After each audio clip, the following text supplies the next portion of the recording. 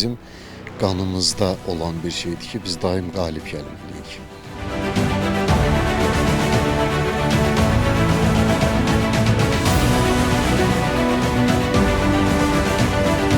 Azərbaycan əskəri. Onun üçün torpaq sadəcə yer, məkan anlayışlarını ehtiva etmir. Azərbaycan hərbçisi üçün torpaq vətəndir. Müqəddəs and yeri, doğma yurd yuvadır. Heç təsadüfi deyil ki, bugün Azərbaycan əskəri kəlməsi tək halda işlədilmir. Müzəffər, igid, cəsur, qorxmaz və tarixi zəfərin müəllifi kimi ifadə olunur. Azərbaycan əskəri sadəcə hərbçi deyil, xalqın mübarizə ruhunun bir bədəndə təzahürüdür. Bugün sarsılmaz Azərbaycan ordusunun ürəyində vətən sevgisi, baxışlarında qətiyyət, çiyinlərində bütöv bir xalqın ümid və arzusu var. Təkcə güclü texnika ilə deyil, həm də cəsur ruhla silahlanmış əskərlərimiz tarixi qələbəmizin səbəbkarları, birliyimizin gücünün simvoludur. Bu qələbə tək Azərbaycan ordusunun qələbəsi deyil, Azərbaycan xalqının qələbəsidir. Azərbaycan gənclərinin bizə göstərdiyi qayğının, dəstəyin qələbəsidir. Analarımızın dualarının qələbəsidir.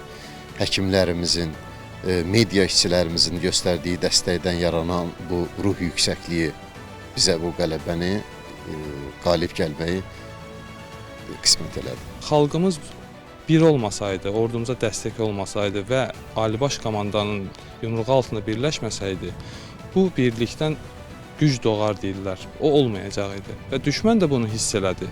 Və 44 gün bəs elədi ki, düşmənin bu mənfur fikirləri, bizə qarşı olan xəyanətkar xislatlarından əl çəksin. Mən bir döyüşçü olaraq, xalqımın mənə göstərdiyi inam, güvən birbaşa mənə bir stimul verir irəli getməyimdə və döyüşməyimdə. Yəni məğlubiyyət haqqında heç bir bu barədə fikirləşmək adam gəlmir ki, yəni hər hansısa mən məğlub olaram, ancaq irəli və qalibiyyət haqqında fikirləşirəm və bu da bunun göstərdiyimiz bu 5 ildə, istəyir 2020-ci ildə, istəyir antiterror əməliyyatlarında, istəyir o bir qısa tapşırıqlarımızın uğurla nəticələnməkdir. Yəni xalqımızın bizə inamının bunun dair sübutudur. Xalqımız ərazi bütövlüyümüzün, müstəqilliyimizin və suverenliyimizin təminatçısı olan silahlı qüvvələrimizin yaranmasının 107-ci il dönümünü qürur və iftixar hissi ilə qeyd edir. Çağdaş dövrümüzdə nizami ordu quruculuğunun prioritetə çevrilməsi, vahid komandanlığın təminatı dövlət siyasətimizin ana xəttini təşkil edir. Bugün hər bir Azərbaycan vətəndaşı üçün ordumuz tarixi ədalətin təminatçısı deməkdir.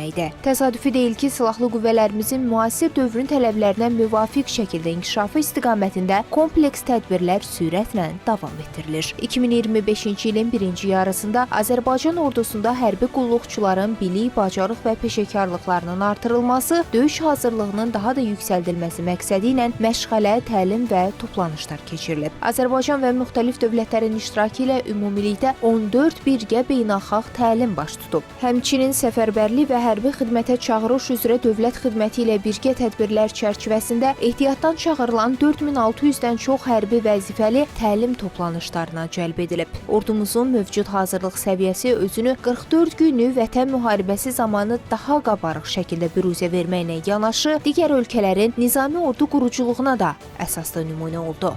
Yaşasın Azərbaycan, yaşasın Ali Baş Komandan, Qarabağ! Düşmənin qurduğu mühəndislik maneələrinin açılmasında, yəni dəf edməsində böyük iştirakım olub. Düşmənin qurduğu minalar və süni yaradılmış əngəllər, yəni səngərlər, eskaplar, xəndəklər, tikanlı maneələri məhv eləyərək, yəni dəf eləyərək keçidlərin açılmasında böyük iştirak eləmişik.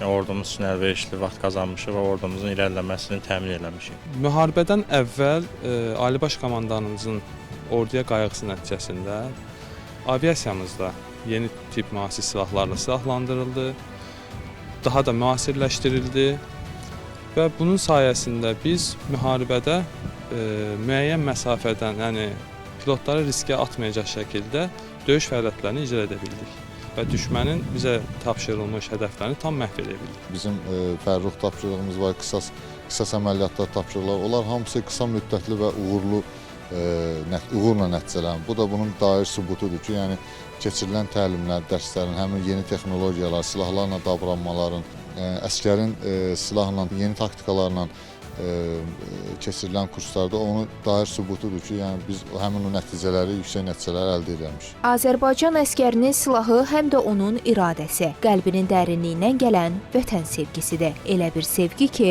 torpaq uğrunda can verməyi şərəf bilir.